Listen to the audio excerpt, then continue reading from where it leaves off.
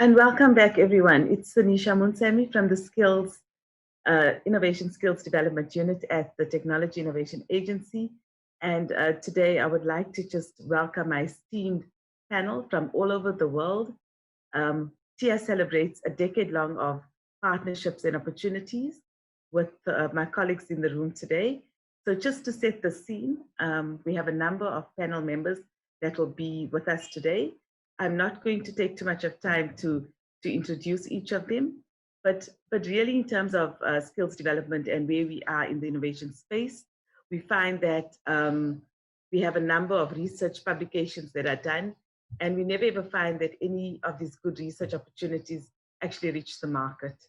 And with that being said, we have a number of accelerator-based programs that we've been running over the past decade. And like I said, our partner countries are here to share some of the experiences and knowledge with us today. And I really would like to set the scene by saying that it's against this background, how do we continue to sustain a higher throughput of sustainable innovators and entrepreneurs who can really catalyze the South African economy and really transform it post this COVID era in South Africa?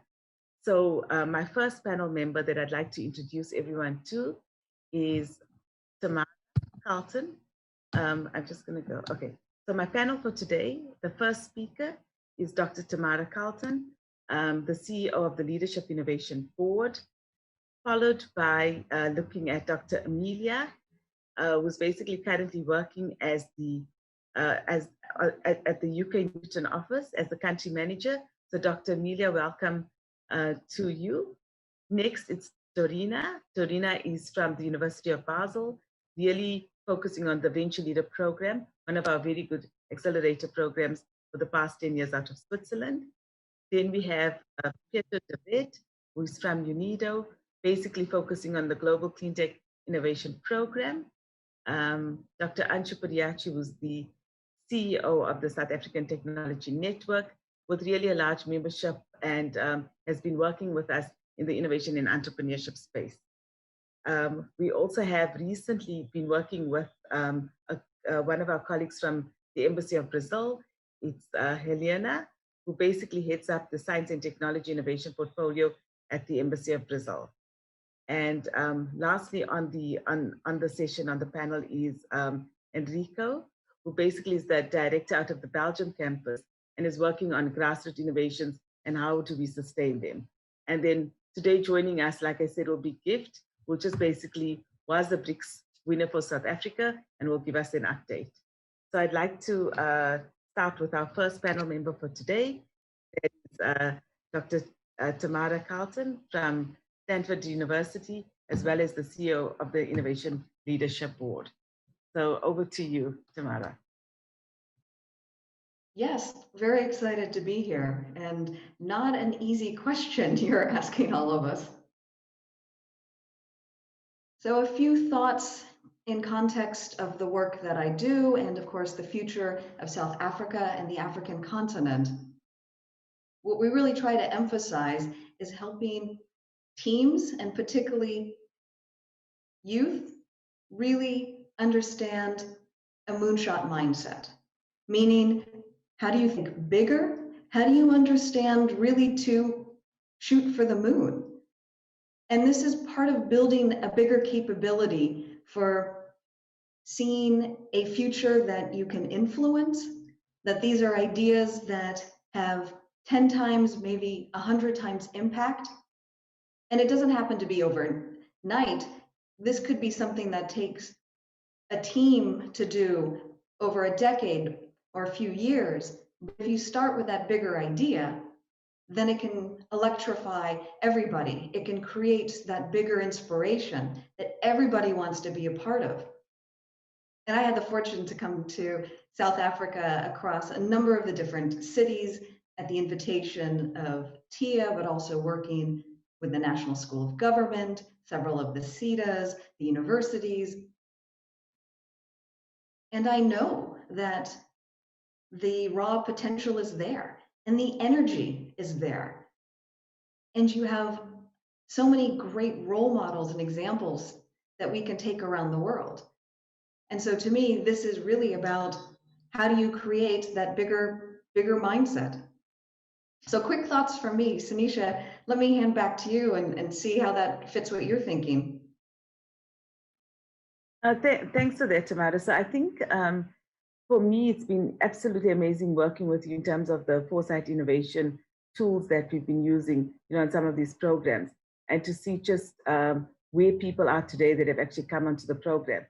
And on your side, just to understand, how do we then scale that kind of opportunity up, especially whilst we're all sitting on a webinar? How can we obviously take these kind of programs to share it with more youth across South Africa? And I think for me, that's the key message that I'm looking for. It's one thing trying to do it in a room, but how do we do it more virtually, and how do we get more people involved? This is a question I think a number of groups across different regions are wrestling with, which is how do you create the capability when suddenly you have to go hybrid or completely virtual? And then how do you tie into the different ecosystems? So we have the summit here as one example where you brought together many different experts from different backgrounds to make this happen. I think we can enable this in smaller pockets with different age groups. And of course, with my consulting and strategy work, this is usually big corporations, senior management, executives.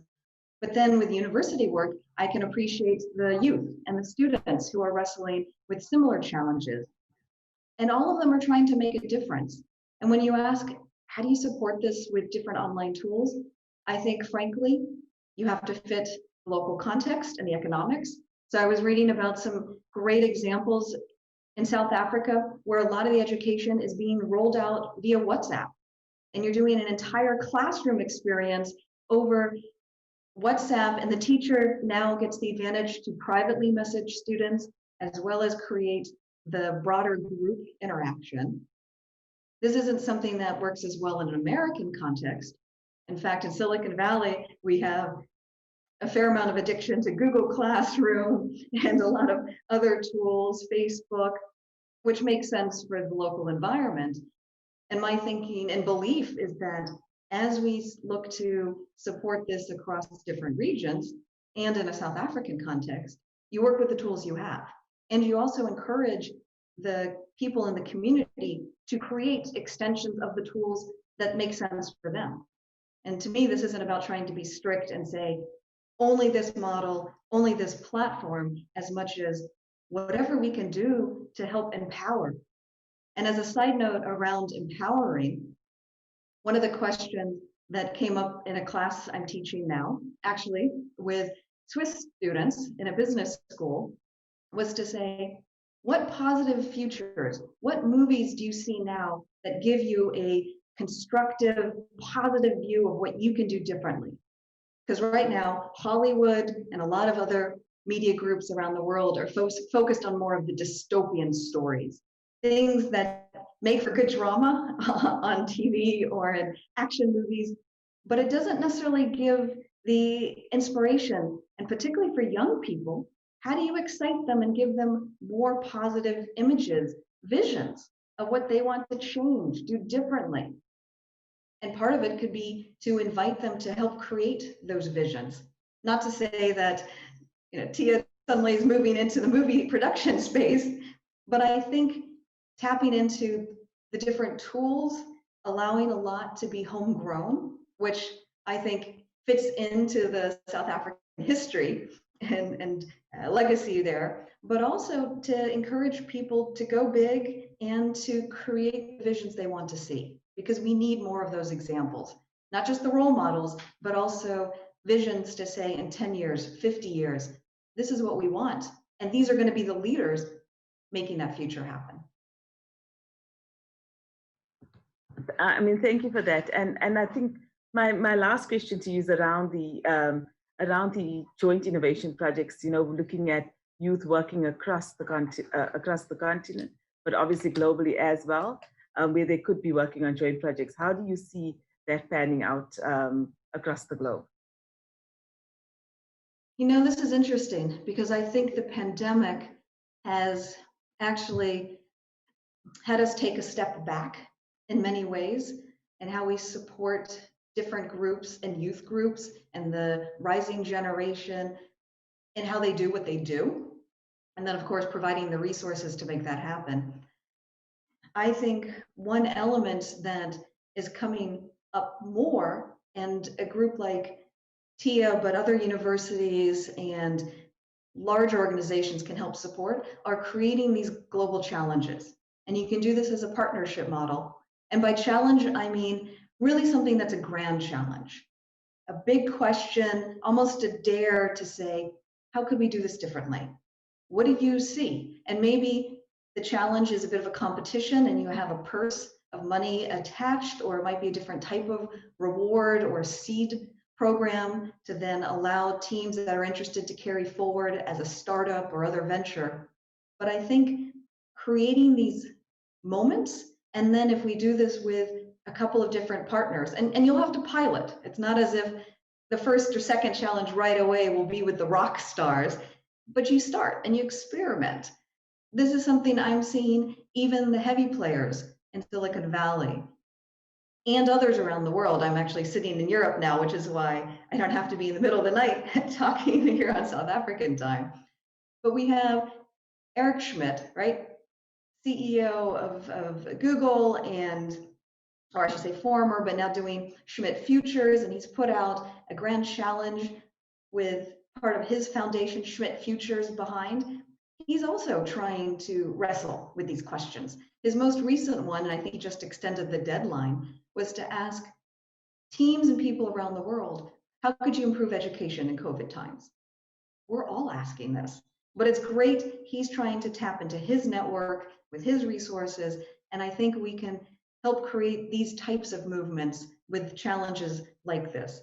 And I'm excited to hear what my other fellow panelists are thinking as well. This is just partly my view. Thank you so much for that. And I think across the continent, we still battle with the connectivity issues. So I think as soon as we're able to sort the connectivity issues out at a higher level, the education system will be able to take off much more smoothly online. So thank you for sharing that with us. I would now like to hand over to Dr. Amelia, who is a very good colleague of mine from the UK Newton Fund, and she's going to share some of the experiences that they've had with South Africa and the different partnerships that we currently have rolled out with them. Over to you, Dr. Amelia. Thank you so much, Sanisha, and good morning to the fellow panel members as well. Great to be here. So I work with the UK Newton Fund, and for those who don't know what the Newton Fund is, it's in a nutshell, it's a program designed by the UK Department of Business, Energy and Industrial Strategy in 2014. And the idea was to work with emerging economies, focus on their priorities. And so the shared priorities are decided by the partner country. And once those are established, it just filters down then working with different delivery partners. So we have delivery partners on the side of the UK as well as in South Africa. And what they do is then they co-design programs that are relevant for the specific challenges in the particular partner country. So for South Africa, the Newton Fund has existed since 2014. We have programs covering health research, higher education, innovation policy, weather and climate research, DARA big data, which is radio astronomy, and so much more. Particularly with our partners at TIA, we've been working on a program that we call Leaders in Innovation Fellowships. And basically, the idea of that program is to strengthen the innovation and entrepreneurial ecosystem in South Africa. So we've had, I think we're working now with the 7th cohort. So basically, they're selected and they go for training in the UK, they come back, they have mentors. And what we try to do is that stimulate these young entrepreneurs so that they could pivot their innovations and their projects. And what we do is basically we support them in many different ways. So I think this speaks very much to what the South African government, and particularly the Department of Science and Innovation, with the National Development Plan, where for those who don't know, where innovation and entrepreneurship is a very crucial part of that plan, as it will, help, stimulate jobs, and also just, help South Africa in its progress on its transformation agenda to a knowledge-based economy. So in a nutshell, so that's what the Newton Fund does. And yeah. Thank you for that, Amelia. And I think, if we look at where we're going in terms of scaling out for impact with one of the most recent programs we've launched, can you share some insight on that particular program? Yeah, so I think, this is a very exciting program, and we hope that, we can replicate it in other parts of Africa as well if it's very successful. So Newton, I forgot to mention, is basically the programs are divided according to 3 different pillars. So you've got people, so capacity development, mobility exchange, research. Research is the second pillar, so different research areas, but then the translation leg. So taking ideas, and how do you produce products out of these, and how do you solve the challenges that South Africa is facing? So what is so specific with the Scaling Out for Impact program, SOFI by short, is basically it allows South African entrepreneurs to interact and work together with UK SMEs. And I think that, just seeing the pipeline of, for instance, some examples that started off as LIF entrepreneurs, and they, through the training that they got, the enabling environment that is supported by DSI and TIA, seed funding and everything, they've been able to develop their businesses. And I think many of them, of course, at different stages in their entrepreneurship journey. So the Scale Out for Impact will actually bring all these things together where they can scale out, but also work with their UK counterparts and have access to a market that they wouldn't have access to just by focusing on what they're doing in South Africa. So I think we're all very excited about that, and the program is due to launch in a couple of weeks. So yeah. Thank you for that, Amelia. And I think you've always been very clear on our ability to market and better communicate things. And I think that in this particular space for us has been key during this time of COVID in terms of sharing the success stories and sharing the good news out there. So I'd really like to thank you on bringing that to the attention of how we could better be more inclusive in terms of what we share. What would you see as one of the key challenges that these entrepreneurs or innovators face when you deal with them in these programs? Yeah. So in order to answer that question, I think it's important, that we understand where these entrepreneurs and innovators are coming from. For a long time, South Africa was pretty closed, and the ability to innovate and to be a successful entrepreneur was afforded only by a few. So again, I think programs such as the Newton Fund, working together with you at TIA, there's I must emphasize, there's incredible talent on the ground. But I think that programs such as the Leaders in Innovation Fellowship and SOFI is that you're basically zooming in on the talent and grassroots innovations that entrepreneurs, particularly in the rural townships, rural areas, have identified as a need and have a solution how to solve those problems. So what we offer is the environment, the tools, the support. And I think that, one of the key successes that we've been able to see is, as I just mentioned, that you see, young Black females who previously, had great ideas, but didn't know where to go and, how to get access to a network or funding. And I think that's where the added value comes with our collaboration with you at TIA. So I think there are many success stories. I mean, we work together with the Royal Academy of Engineering. They have a fantastic site. So if you have time, go in there. It's called the LIF Community site. I mean, it gives examples of, entrepreneurs, what they've done with their products, with their businesses, where they're taking them. And it's not only in South Africa, but the network, because we have this program in other partner countries as well. So it's access to a global network, a community of like-minded. So, there's shared value and experiences that they can learn from each other and so forth. So I think that there's so many success stories, too many to name here, but definitely, yeah. Amelia, thank you for that. I think for me, key to the partnership with the UK has always been Royal Academy of Engineering together with Accenture and your team. They're totally transformative, in the sense that how do we transform and get more women innovators and entrepreneurs on board? And we ran a program specifically for women, and you're able to see the change by just the natural flow and allow of let's take in more young Black people, let's take in more females and transform the program. So good up to you guys on that side. So thank you for that, Amelia. You're welcome. Okay, so next I'd like to introduce everyone to Dorina, who's from the University of Basel. And Dorina, on your side, the Swiss Venture Leader Program, we really do celebrate this year, the 10th year that it's been in existence with yourself and other partner countries that you roll out the program.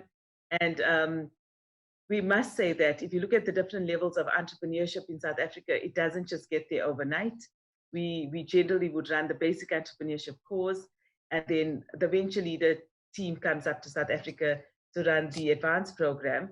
But obviously, we've seen a big change in this particular cohort, where everything's been done online currently. And as we speak, they're in the program for this week, which is absolutely amazing. So I think from the TIA side, we can't thank you guys enough for allowing us to relook at designing those kind of programs. So from your side, I just want you to share your take on working with South Africa in the Venture Leader Program and where you see we could make any changes going forward. Yeah, hello, good morning. And thank you, Sinisha, for the introduction, and good morning to everybody on the panel.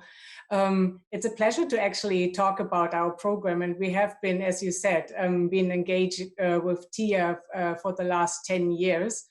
As a matter of fact, I prepared a presentation, and maybe I hope I can share that with you, because I was asking if I could share the. So Dorina, if you share your screen and your slides, we'd be able to then see. Perfect. So I think. Yeah. Is it okay? All right. So yeah, as I said,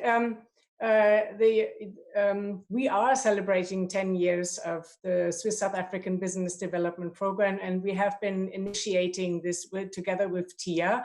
The University of Basel is actually the leading house for the South African program, and it actually forms part of a bigger bilateral agreement.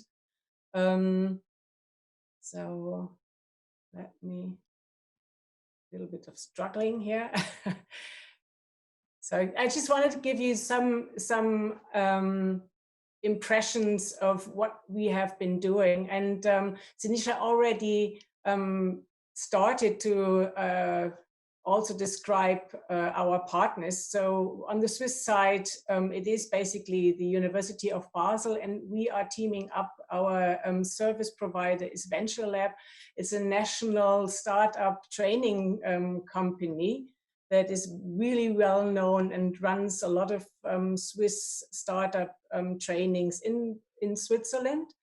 But they have been engaged since the start. So they have been coming, or they came to South Africa to train in an advanced workshop. And then later on, as I will show you in a second, that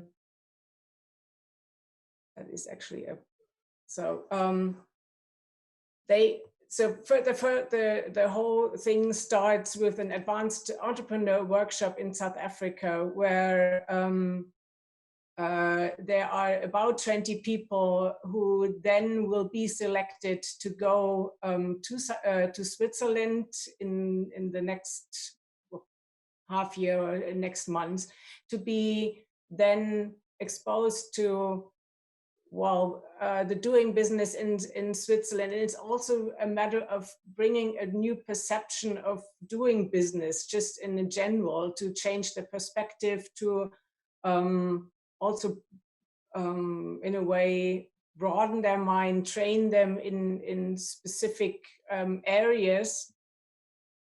So this whole entrepreneurship, the advanced entrepreneurship workshop is the start. It is a three-day advanced workshop. And then, as I said, the Venture Leaders Week is the follow-up.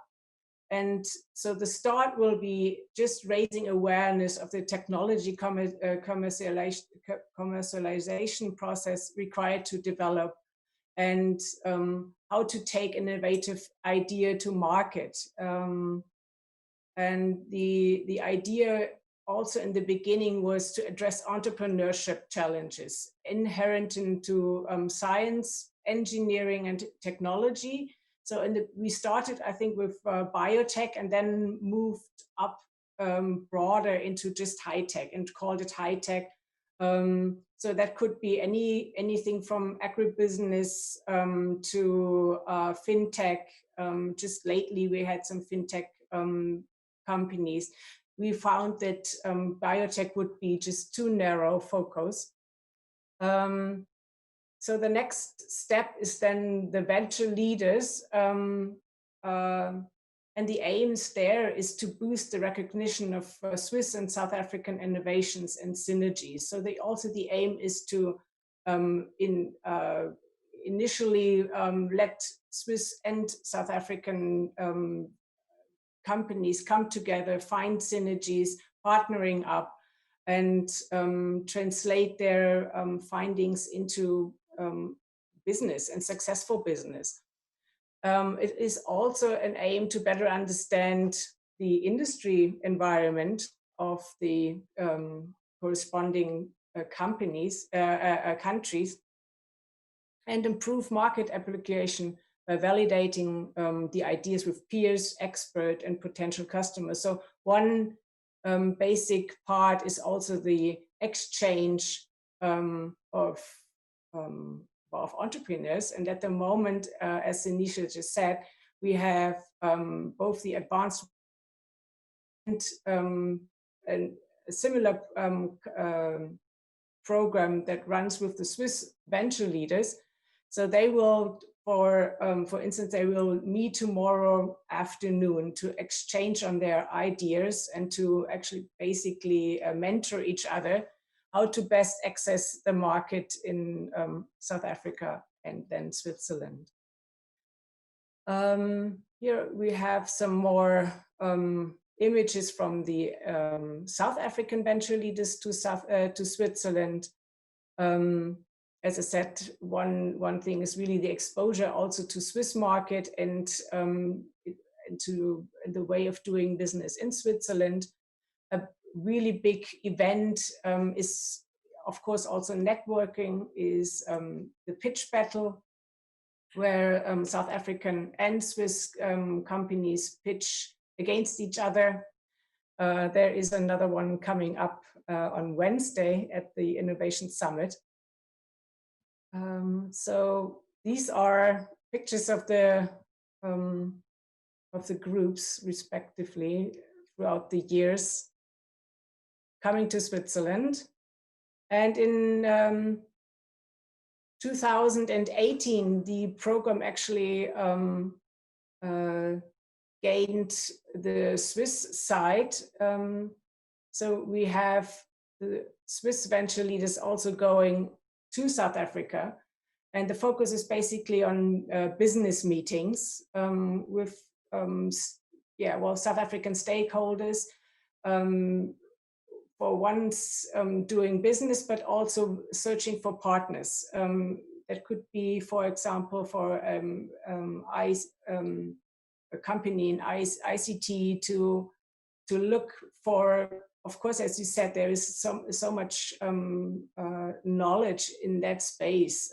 So there is that was also one aim of a particular startup, to look for for employees, for capabilities. Yeah, I'm just not summing everything up. Again, some pictures, and they just had, I mean, we had really positive feedback of both the South African and Swiss venture leaders. They both said that it was a great experience, and it really challenged their way of thinking. And yeah, right now we are at the at the new program at the summit. It is a virtual program. It's an online program, obviously, and the week has just started. So this morning it was actually me being able, or I had to actually attend both meetings, and it's a challenge, but it's a really wonderful process, and I'm happy that we can be engaged in that. So with that, I'm coming to an end. So thank you for that, Dorina. I think we obviously missing you in Cape Town this year. You would have been advanced workshop, and we will get the other panel members to join us. But from my side, I think it's so important that because we're going online and you're finding that all of these programs, the content is shared across all of these programs, there definitely is a huge opportunity for us to maximize the effect and scale it up. And that's why I'm glad that Dr. Padiach is also on board today to share a little bit on how we're going to do that. You know, we've always spoke about how we're going to scale up the opportunity, and through these challenging times, I think we are definitely going to be able to do that. So thank you for that. I would now like to share with you something about the Global Innovation Clean Tech Program, where the Technology Innovation Agency has been a partner for the program. I think we've been one of the first partners involved on the GSA program. And I'd like to hand over to Pieter de Wet, that will share some insights into one of the accelerator programs that is actually run out of Vienna. And currently we running the program right now with a cohort of 20 young entrepreneurs in the clean tech space. So Pieter, I'd like to hand over to you. Thank you. Thanks very much, Anisha, and thank you for the opportunity, and good morning to all of the colleagues. I would also like to share my screen. I think it's just going to be a little bit more easier to do it that way. So if you just bear with me for a moment, please.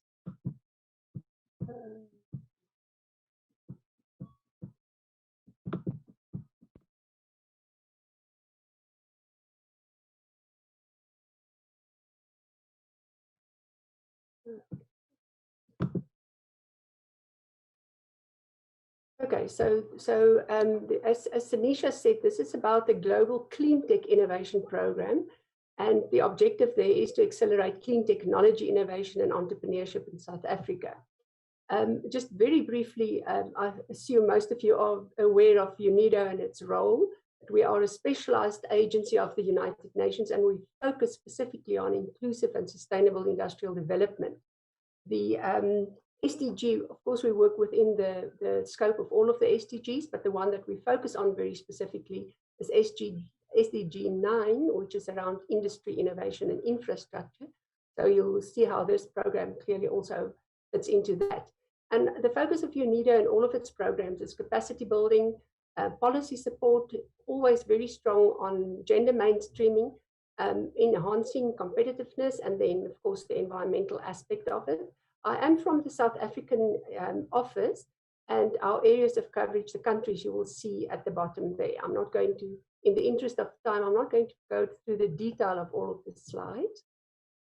So this is one of the very inspirational quotes that we have from Minister, at the time, Minister of Science and Technology, which is now DSI, Mrs. Naledi Pandor. She was extremely supportive of this project as we went along. So at one of the events. She always officiated at the final event of the project. She said, this program has showcased an innovative nation. Innovation adds momentum to the structural economic change that is needed for economic growth, job creation, and an improved quality of life. And I think that is, it echoes what some of the other speakers have already said also. So very briefly, what this is about. The GCIP is the acronym for it. We love acronyms at UNIDO. Is a competition-based business accelerator. And it's aimed at promoting clean technology innovation. So we're focusing specifically on the clean technology arena. And it supports then startups and small enterprises to grow their ideas into viable and sustainable clean tech businesses. The phase one, which is what Tanisha has referred to, that was the first one of the GCIPs. It was piloted in South Africa at COP17 in 2011 in Durban. And based on the success of that and support by the various government departments and the funder, the Global Environment Facility, it was then a full project was then developed, and it was launched in South Africa in 2014. It was a 4-year project. And it was the implementing agency in South Africa was the Technology Innovation Agencies, TIA. So we were the international partner, the Global Environment Facility funded it, and we made use of an international, we had a global knowledge partner, the Cleantech Open at the time. They have since decided to focus on the USA specifically, not South Africa any longer or other countries. And then because of the success of the program over the 4 years, TIA also piloted the project in 2 additional sectors in 2018. These are the countries, as I said, it was a global country. These were the countries that participated in phase 1 of the GCIP. And what the GCIP does, it does have a very comprehensive approach. It also looks at the whole the ecosystem for clean tech. It looks at policy and regulatory support. It has a very strong mentoring and training component, and it also links enterprises to different sources of financing, which is one of the areas that we are continuously looking at now for the second phase of the project. And there's a capacity building component in the institutions, like in this case, it was TIA. So this is just what we require from, or was required for phase 1 from the entrepreneurs to participate in the project. In essence, they had to be between proof of concept to pre-commercialization. They had to have a team, and they had to have a feasible concept and product that shows potential for commercialization. The approach is also, I think it was Amanda also spoke about the validation. They follow a very structured and programmatic approach, where all of their assumptions are tested, where they document it, and those are then submitted also as part of the competition in the end. And each of these participants works on their own businesses throughout this process, which runs over a formal accelerated period of 4 months, but most of them continue with working with their mentors, and they are also a part of the network of alumni after that. There's also a supporting international webinar series where all the participating countries, the mentors and the entrepreneurs participate. These are just a few photographs. Forgive me to interrupt, but I don't think we're seeing the right screen and your lovely slides. So maybe if you share. So Pietro, maybe no, I think for purposes of time, we'll share the slides with the summit. Not a problem. All right, okay. So shall I just stop sharing your screen? Yeah, I can stop sharing it. Okay. All right. So the what we've done. Let me just then.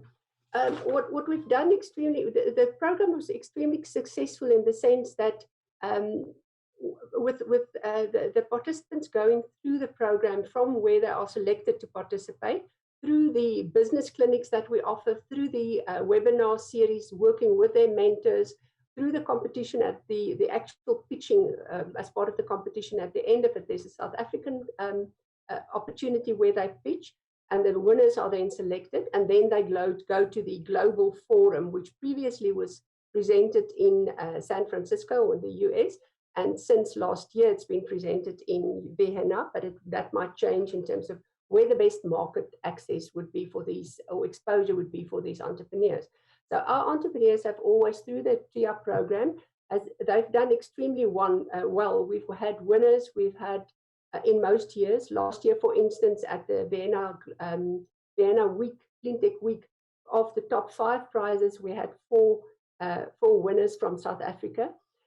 In terms of the number of entrepreneurs who went through this program, between 2014 and 2017, the global fund, the donor-funded period, we had 102 entrepreneurs or entrepreneurial teams directly benefiting from this program. Of those, between 25 and 35% are in the market, but most of them are still very early stages, very early stage, and further support obviously is critical for them. But the program was then institutionalized at TIA at the beginning of 2018 from 1 January. And at one of the gala events, Minister Pandor specifically challenged UNIDO and the South African counterparts. Her words were, don't leave these entrepreneurs out in the desert. They need further support. And that was also what I think most of you will find in terms of the needs of the entrepreneurs. They do need further support to cross the technology chasm in order to really get to commercialization and have a successful venture that is also possible for them to scale up and to connect with partners, with possible investors, etc., both locally, regionally, and internationally. So what UNIDO is doing at the moment, we are in the process, we've already have the funding approved, again, by the Global Environment Facility. We are at the moment working with TIA, which is again going to be the implementing agency as recommended by the South African government. So we're working on the detailed project plan at the moment. The IDC, the Industrial Development Corporation, is also a key player in this phase 2 of the project, which will now take the entrepreneurs really through to commercialization with advanced business support, through additional partnerships, with especially very focused early stage funding instruments to help them to get to the market and to commercialization and to scale up. Tanisha, I think for now, this is probably what we need. Yeah, I think, Pietro, thank you for that. I'll send you my presentation. So okay, so the key message, I mean, that we took from the GSIP program was the mentorship program was absolutely amazing, you know, in terms of taking you forward. Another key thing is that same 20 business element accelerator program easily scaled up across all sectors of the economy, not just for clean tech as well. So just thank you. And also UNIDO's call to say, how do we take the entrepreneurs from after winning to commercialization on your GSIP 2? I think that's been a good job on the UNIDO side. Okay, so I'd like to hand over to Dr. Padiachi. I know there's a little bit of a time factor that we have to keep to. So Dr. Padiachi, I'm going to hand over to you in terms of your workings with TIA over the past almost 7 to 8 years now. So over to you. Thank you. Thank you, Sanisha. Wonderful to be in touch with all of you, all of the colleagues from around the world. Just to say to you that I think this is a very important time in our history in the world to be able to contribute to seeing how we can get this economy around the world rebooted. And we have been working with TIA over the past, since 2015 as our strategic partner. And there were 3 selected programs that we worked with them on. And I think the most powerful one was the Entrepreneurship program, the Waste Management program, which is very critical for South Africa at the moment and will create hundreds of thousands of jobs if we get that right. We've piloted and found that to be excellent. And the third one, which is linked to our Entrepreneurship program, is the Graduate Employability app. Now, just to preface my discussion, I'd just like to share with you the rationale for us entering this, this domain of entrepreneurship education. And not just entrepreneurship education, but entrepreneurship as a savior for most countries in the world. Having studied this together with TIA around the world. We looked at various countries and how they managed to get entrepreneurs on the go. And it's not just innovators, because innovators are not necessarily entrepreneurs. And innovators need to work with people who are entrepreneurs. And I think there's often a confusion around that. But I found some very interesting findings in the Global Entrepreneurship Monitor, which is a recent study, which showed that South Africa scored higher than the global average, especially when it spoke about opportunities to start a business. And that was a very interesting finding, because if we had good perceptions around opportunities to start businesses, why then weren't we doing this? And South Africans also believed that they had very good skills and very good capabilities, but there was a great deal of fear around failure in these businesses. So as we proceeded with the research, Tia and ourselves, that's the South African Technology Network, which is a consortium of technology-focused institutions, and we have partnerships around the world. So we engaged with our partners, and particularly with Ireland and with the UK and with the Netherlands and Korea, and looked at how we're going to address this issue of entrepreneurship. So we ran programs initially in 2015 for 70 student entrepreneurs from the various institutions in the country, and together with Tia ran these programs on entrepreneurship. It was very successful. Students started their own businesses, but of course had difficulties with getting funding, etc., to kickstart their businesses. But the important thing was they had these skills.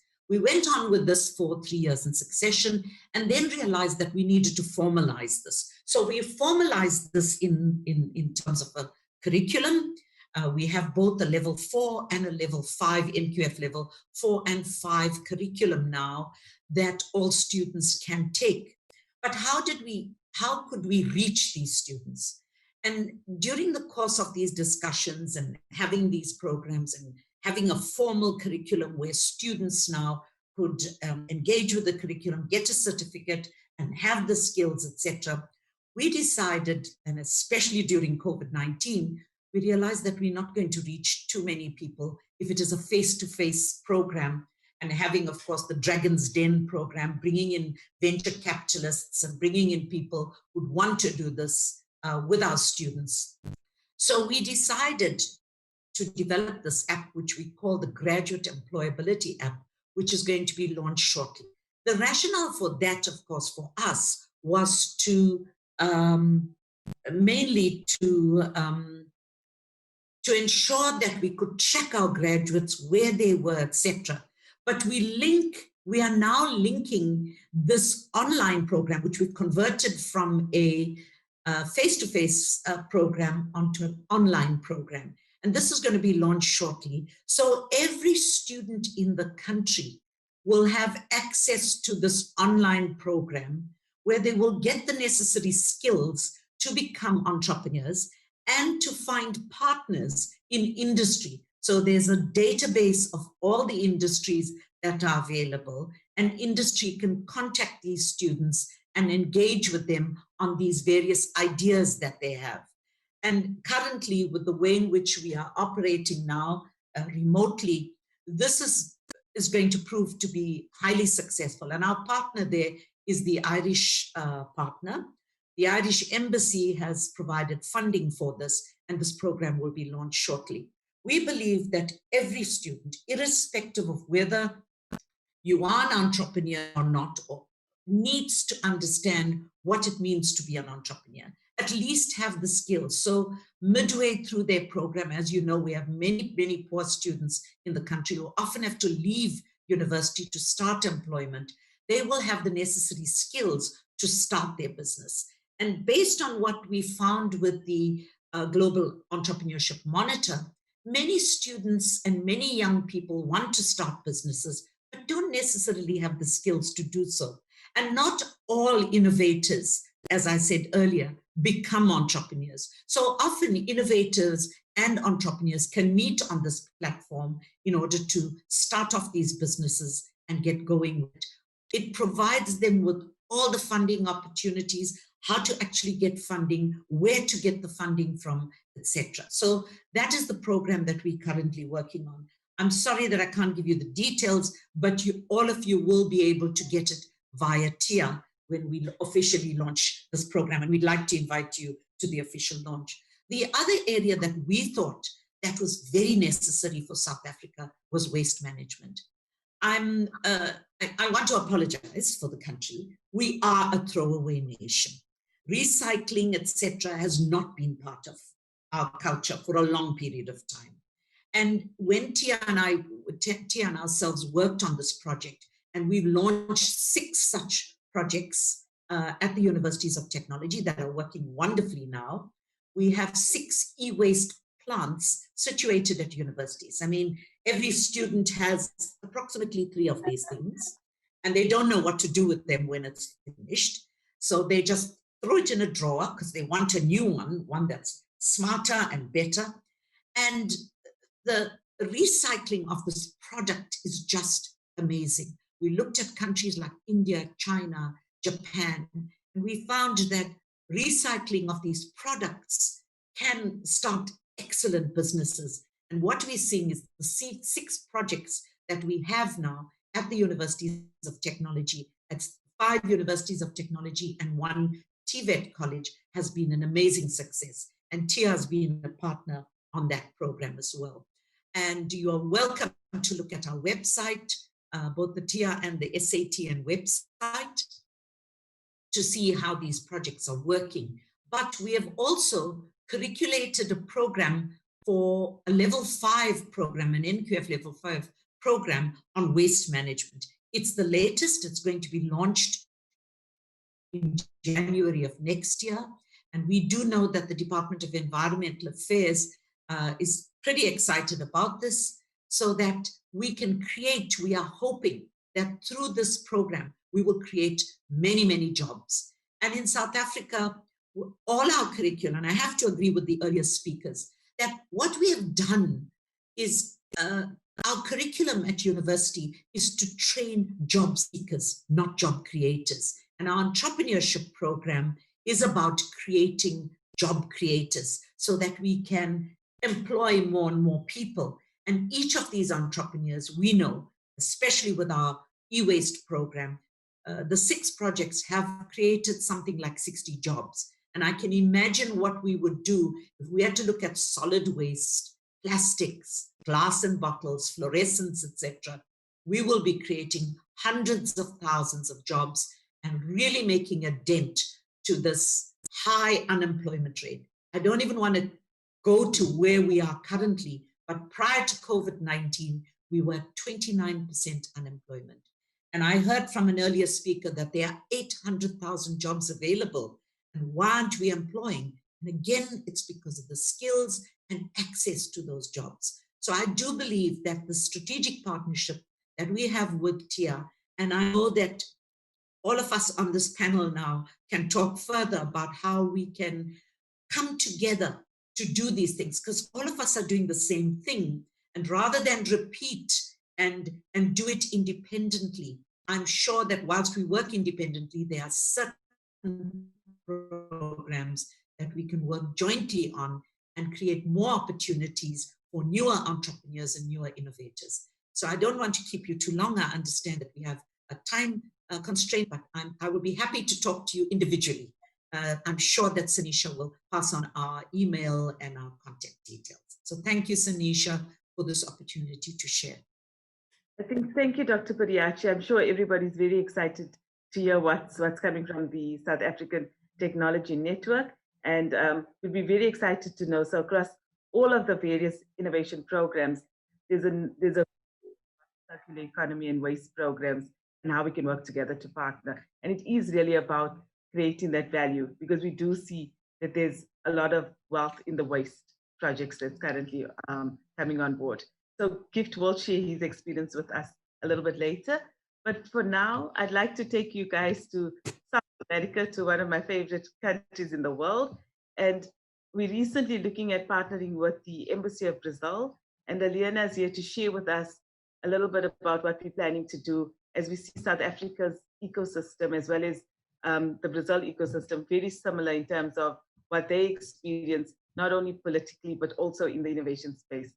So Helena is from the Embassy of Brazil, heading up the Head of Science and Technology and Innovation. Helena, I'd like to hand over to you. Thank you. Thank you so much, Tanisha. Good morning, all. It's a great pleasure to be sharing this Zoom room with you all.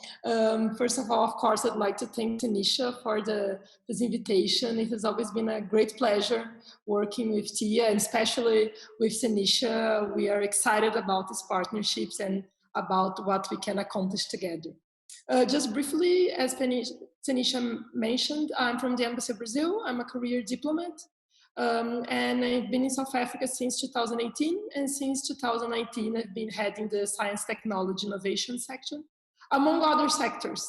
But science technology is my favorite one, not only because we have this great agenda, very positive, there is great potential for cooperation, but it's the one where we can have this focus on individual. We can see some practical results because we can actually develop programs that can help people. So this is actually one of my favorite aspects of this job. Thus, embassies also can have this important role of helping to develop skills and develop leadership. And by bridging gaps and by putting people together, we are able to help those people, our people grow.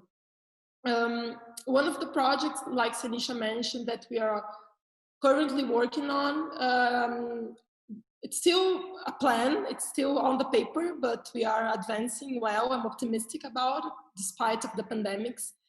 Refers to how to approach and how to help those young entrepreneurs to grow, and especially how to make them access a different market.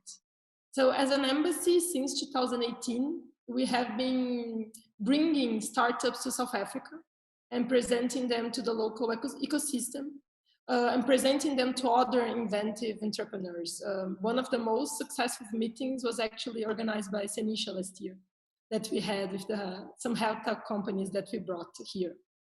So even if the business partnerships are not established on spot, these immersion experiences providing all the participants from those startups important tools for that they are going to be incorporating to the growth of their businesses.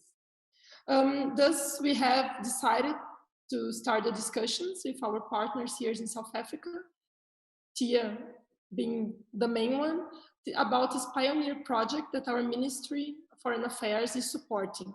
This project is already being done in other countries. It's going to the second edition, I guess, in India, and we have developed in other countries as well, but regards this cross incubation program of startups. We are hoping that next year we're going to be able to effectively start this program with Brazil and South Africa.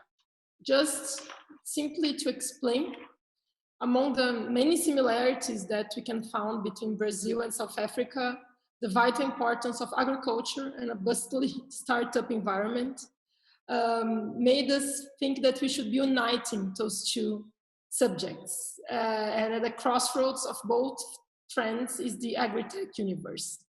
So building on the strength and complementaries of Brazil and South Africa, on agricultural research institutes and the talent of young entrepreneurs, and bear in mind other activities that are on the pipeline by the embassy, we have together with TIA identify agri-tech to be the pilot field for this program that aims at promoting this regular exchange of innovative startups between the two countries and aim at creating an immersion program for startups.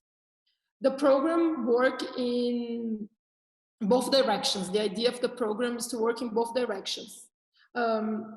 So in one phase, representatives from Brazil would come to South Africa. The Brazilian government would be paying for them. The representatives would be from 3 different startups, the idea on the agricultural field. They will be selected by a committee in Brazil that's upon to be decided. And they will come and they will spend 2 weeks here in South Africa undergoing a dedicated incubation program. During this program, they would be taking part, visiting institutions, taking part in technological parks, taking part in meetings, and of course, they would be also pitching their companies in dedicated sessions with potential partners. We still have not identified where they would be incubated. It could be in more than one city. We thought about something more or less about 2 weeks of time. And the same would happen with South African startups going to Brazil. This would be extremely interesting because then those companies would really have immersion in the ecosystem. They'll be able to identify the differences, to bring the best practice homes. And of course, ideally, both of them would be already reaching an international market. So that's also a very important aspect of this project. The program is still ongoing. We're still developing it. And of course, we have the pandemic now, which makes it a lot more harder to think of a horizon where travel would be unrestricted. But to be honest, just by listening to your talks, I've already had new ideas for this project. Even if the pandemic is still here, we can maybe think of ways of curbing it and trying to kickstart this project. So basically, that's what I wanted to share. This is the main project that we have in the pipeline regarding cross incubation and development and skills development. This will also probably be linked to a seminar that we are organizing on agri-tech, more likely to be a webinar now, but they are interlinked, and there's great potential for us to develop this. Thank you, Helena, for sharing that with us. And as you can see, across the programs that we currently run, they run very similar. So I think the good news is that we can really share best practices and experiences from Switzerland right through to Vienna, Ireland, as well as the US. So I'm pretty happy that you're on board so that we can get that rolled out. I'm now going to hand over to Enrico. Enrico is from the Belgium campus, and Enrico, because of where we're at, I think you've worked a lot in terms of entrepreneurship and innovation and worked with a lot of grassroots innovators. And if you can share some of your experiences with us, that would be absolutely amazing. Thank you. I'd hand over to you. Thank you, Sanisha, and good day to all the panel members, but also to everyone who is joining the Skills Summit today. I prepared also a little presentation, so if I may share my screen also, so that you can see, hopefully, the presentation that I prepared, and it should become online now. So Belgium Campus is a private higher education institution. We are a not-for-profit higher education institution. And we believe that, higher education should lead to jobs, should lead to students or graduates joining industry, but also to start their own companies. And how do they do this? How are they going to become part of this bigger ecosystem and also understand the world that we live in? Unfortunately, what we see is that too often when somebody finishes their education, 3-year, 4-year qualifications, that already 40 or 50% of what they've learned became obsolete. And the question there is how do you make them agile? How do you make them part of this ecosystem, and that they understand the role that they're going to play? Especially now in the COVID-19 and in this pandemic, we see that the world changed even more faster than before. The question is, do we sit back, or do we also see this actually as an opportunity and to be part of the new world of tomorrow? Over the past number of years, we have seen that there are a number of drivers changing the world, like longevity, access to data, and business have changed. Business have moved to other parts of the world. We also have seen the impact on South Africa.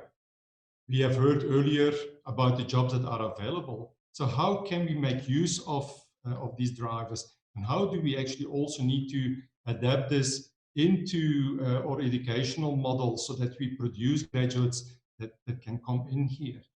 And this is a question that many of the universities have been battling with already for numbers and numbers of years. And that's why, you know, we started with the triple helix, bringing academia, industry, together with government. And then we said, but what about society? We also have to think about them. But what about the drivers that are changing the world and that are shaping the world? And how do you create sustainable collaboration and also value the students as creators of knowledge to become part of this? And this is something that is very important for us. Too often we see that educational models are models that are embedded into our educational landscape and that are already 300 years old. But the youth of today, they've got wonderful ideas. And we really should actually make use of them and make use of them as creators of knowledge and bring them and embed them into our region and into academia together with industry to make them and become part of this innovation landscape, but also of their future, because they are the future of the country, they are the future of the world. So one of the things that we have adapted in our educational model is really key elements of action-based learning, and where we bring them together with other faculties and with other universities, not only in South Africa, but also worldwide, because technology is everywhere. And the question is, do you have to learn everyone technology, or has everyone, or do the technologists have to learn about agriculture, about smart cities, about medicine, and so on? Or are we going to bring these ones together already from the moment that we start with education and actually create that environment? Now, I want to show you an example of where we adopted the Learning Factory, and where, thanks to the Learning Factory, which we bring in from year one, and where we bring innovation and leadership from year one, together with the industry, together with the faculty, we create an environment where students basically become and are valued as creators of knowledge, but also come with innovative ideas. The example was given about, for example, waste management. That's one where we work on. Another one that we work on is, for example, around agriculture, and where we, together with our students, came on an innovation example of an aquaponics system that is also linked to the SDGs. And we're together with society, we are taking a look at how to create a food security and nutrition program. A research program that we had, that we were running together with those students, was fellowised into a program together with the communities of Soweto and Diepsloot, and where 15 million rand is actually now being invested in these communities, and where basically families of 4 to 6 have access to healthy nutrition daily, vegetables and proteins, and where also at the same time we are creating a sustainable solar smart aquaponic system together with the students and together with the community. And what we did for this, if you take a look at the model, is there where we took a look at how can we valorize research into education, work together with multidisciplinary students, together with society, together with individuals. And then where we also can involve businesses that have possible solutions, but where we then together with them can use their expertise to the benefit of individuals. And then again, where government can play a role in funding possible these solutions, but also where we can in return give a blueprint for this solution so that it can go beyond the project that we do together with our students. And what we see as a result out of this is that by having now And we are currently, for example, with this specific aquaponic system, implementing this in the communities. We see that new businesses are also being established, not only through the entrepreneurs of the students, but also through the training together with the community. Also new businesses are actually being formed within the community. So it goes beyond the project itself, together with other organizations. And the format that we use is where we actually work together in a formal class during one semester around knowledge valorization, where we bring them together in a project with other students, and where we work a lot on intercultural but also international competences together with the industry. It's very important, where we need to engage with the community so that we understand the context that we operate in. And also actually make them part of this so that they also can own the project. And our students basically take it then to the technology readiness levels from ideation up to prototyping in a multidisciplinary project. So it goes beyond just the knowledge transfer that needs to happen at university, but it's also about creating the right skills or developing the right skills, but also the right attitudes and behaviors so that they understand the world that they operate in, so that they can become agile and really work in this new model, not of tomorrow, but already of today. Because we see that the business models are evolving. We see that society is evolving. So also educational models need to evolve too. And this is basically where we try, in this context, try to shape graduates so that they can enter this environment and join the future of South Africa. Thank you for that, Enrico. I think we're definitely looking forward to working with you in the near and coming years, because I think for us what's very important is how do we look at those really good projects where we can put together really good teams across the innovators, across the entrepreneurs that we've been working with thus far. And like I said, over 10 years, the pipeline, South Africa is not short of young people that are really talented. So I think it's how do we get them together to really have sustainable startups. So thank you very much for that. And I always say, for me, the most exciting thing is when you're standing on a stage or when you're in another country and we really can celebrate the successes of our young innovators and entrepreneurs. And today we have with us Gift Lubela, who is the co-founder of Kudoti, which is an e-waste Internet of Things-based company, and has worked with other partners from other countries. And recently, this week, he won the BRICS competition, Young Innovator Competition.